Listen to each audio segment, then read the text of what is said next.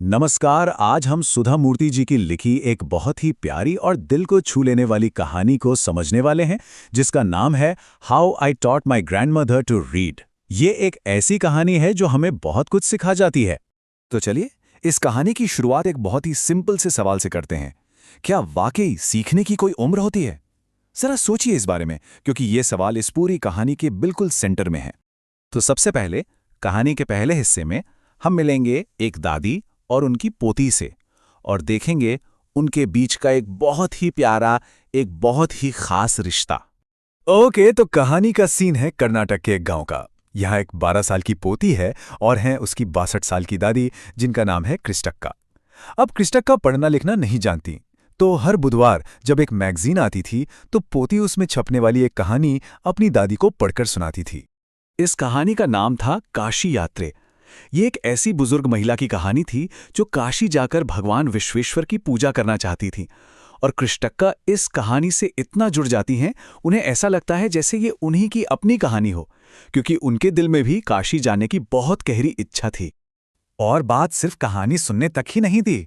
दादी तो इस कहानी को पूरी तरह जीती थीं। वो मंदिर में अपनी सहेलियों के साथ बैठकर कहानी के हर एक हिस्से पर, उसके प्लॉट पर खूब बातें करतीं। और धीरे धीरे ये कहानी उनकी सोशल लाइफ का सेंटर पॉइंट बन गई। सब कुछ बड़ा अच्छा चल रहा था, पर अब कहानी में एक टर्निंग पॉइंट आता है। एक छोटी सी घटना होती है जो सब कुछ बदल देती है। हुआ ये कि हमारी नरेटर यानी पोती को पास के ही एक गांव में एक शादी अटेंड करने जाना पड़ा, सिर्फ एक हफ्ते के लिए। बड़ी नॉर्मल सी बात है ना? लेकिन किसी को क्या पता था कि यही एक हफ्ता दादी की जिंदगी हमेशा के लिए बदल देगा। जब वो एक हफ्ते बाद लौटकर आई तो उसने जो देखा, उसे देखकर वो हैरान रह गई।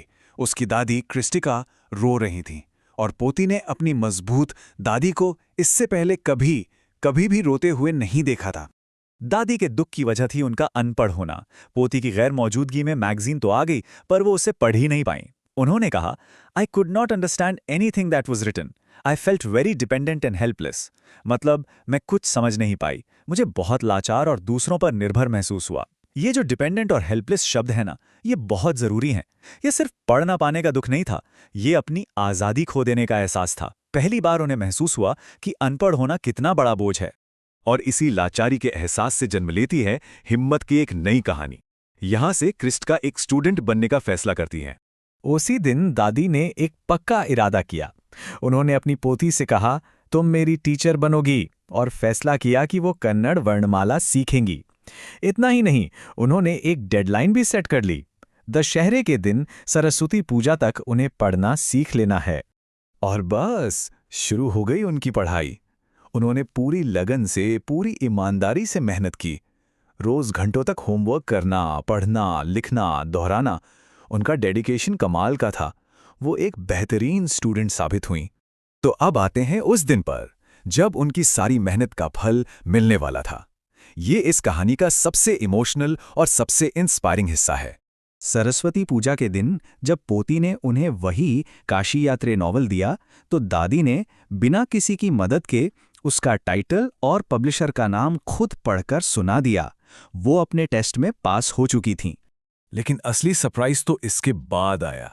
दादी ने आगे बढ़कर अपनी 12 साल की पोती के पैर छुए। सोचिए जरा, एक 62 साल की दादी अपनी पोती के पैर छू रही हैं। ये एक स्टूडेंट का अपनी टीचर के लिए सम्मान था। इस बात से कोई फर्क नहीं पड़ता कि टीचर की उम्र क्या है, ये ज्ञान का सम्मान था। और उन्होंने कहा, I am touching the feet of a teacher, not my grand daughter. Now I am independent. मतलब मैं एक टीचर के पैर छू रही हूं, अपनी पोती के नहीं। अब मैं आज़ाद हूं। और ये जो आखिरी शब्द है ना, इंडिपेंडेंट, इसमें पूरी कहानी का सार छिपा है। पढ़ाई ने उन्हें सिर्फ अक्षर ज्ञान नहीं दिया, उन्हें आज़ादी दी, उन्हें आत्मनिर्भर बनाया। चलिए इस चैप्टर का एक जरूरी शब्द भी देख लेते हैं, आर्डेंट। आर्डेंट का मतलब होता है बहुत ज्यादा पैशनेट या जोशीला। जैसे कृष्टिका की काशी जाने की इच्छा बहुत आर्डेंट यानी प्रबल थी। तो इस कहानी से हमें क्या जरूरी बातें सीखने को मिली? पहली, सीखने की कोई उम्र नहीं होती। दूसरी, शिक्षा ही आपको सच में आत्मनिर्भर बनाती है। और तीसरी, गुरु और शिष्य का रिश्ता उम्र से कहीं बड़ा होता है। कुछ नया सीखने के लिए कभी भी देर नहीं होती। और अब कुछ सवाल आपके सोचने के लिए। शॉर्ट आंसर में बताइए, नरेटर के वापस आने पर दादी क्यों रो रही थीं? और लॉन्ग आंसर के लिए दादी और पोती के बीच जो रोल रिवर्सल हुआ उसे डिस्क्राइब कीजिए। उसका क्या महत्व है? आखिर में ये कहानी हमें बस एक बात याद दिलाती है कि एक अच्छा टीचर सिर्फ ज्ञान नहीं देता, बल्कि वो हमें आत्मनिर्भर बनने का हौसला और जिंदगी भर सीखते रहने की प्रेरणा देता है।